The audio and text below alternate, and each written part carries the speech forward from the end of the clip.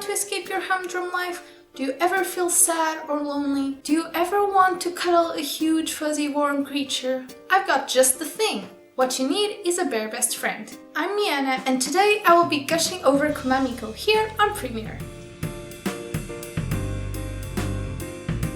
Kuma Miko is centered around the adventures and misadventures of Machi, a middle school-aged shrine maiden, and Natsu, her huge, vicious, threatening talking bear, except he's actually like really sweet and fluffy and just kilos and kilos of cuddliness. Completely ignoring how awesome it is to be bound by fate to a guardian bear, Machi wants to live her boring life in the middle of nowhere and go to school in the city. That is, if she can convince Papa Bear Nuts that she's got what it takes to survive on her own. An adaptation of Yoshimoto Masume's manga of the same name, this comedy seinen is being animated to its full glory by Kinema, and based on what episode 1 did to me, I'm at least 100% in love with the show. I admit that I was already excited based on the preview and the theme, but I was basically on board because of adorable girl with adorable bear being adorable together things. Maybe a little bit of comedy, but what I got was so much better.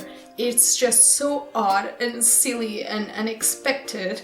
It basically feels like Kokuri-san with some dashes of Barakamon, and I'm totally okay with that. And yes, you heard me right, I did say seinen, because despite its looks, what Kuma Miko is selling is definitely not adorableness for kids. There's constant twists and turns and changes of pacing and tone that can only really work in a comedy show, and despite not living solely from it, it surely doesn't shy away from mature jokes when the timing is right. It is a completely different approach to comedy than the hype show of the season, Sakamoto Desuka, but I'm totally okay with getting one of each. Kuma Miko's special touch is born out of contrast. Contrast between the unquestionable adorableness of seeing Machi and Nuts together, just moe and raw cuddliness combined, with that particular brand of comedy clearly aimed at older audiences. The contrast in sound that goes from thematically appropriate Asian-flavored music to overdramatic and silly in a heartbeat. All of it aided by art and animation, which set soft, dilute, almost watercolor-like sceneries against very strongly highlighted, strongly colored and clean-cut foreground elements. Essentially, Kuma Miko is the anime equivalent of having a Shinto shrine right next to Akihabara.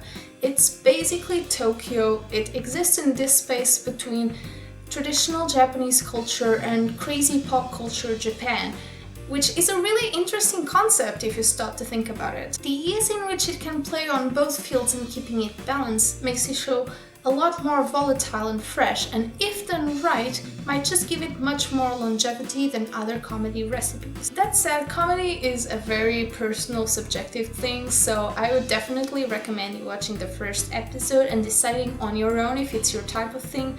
Apparently it's mine.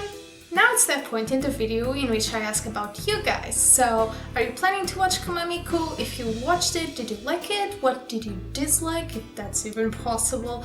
I hope to talk to you all in the comments, and a big bear hug to all of you until I see you next time. Bye bye! Come on!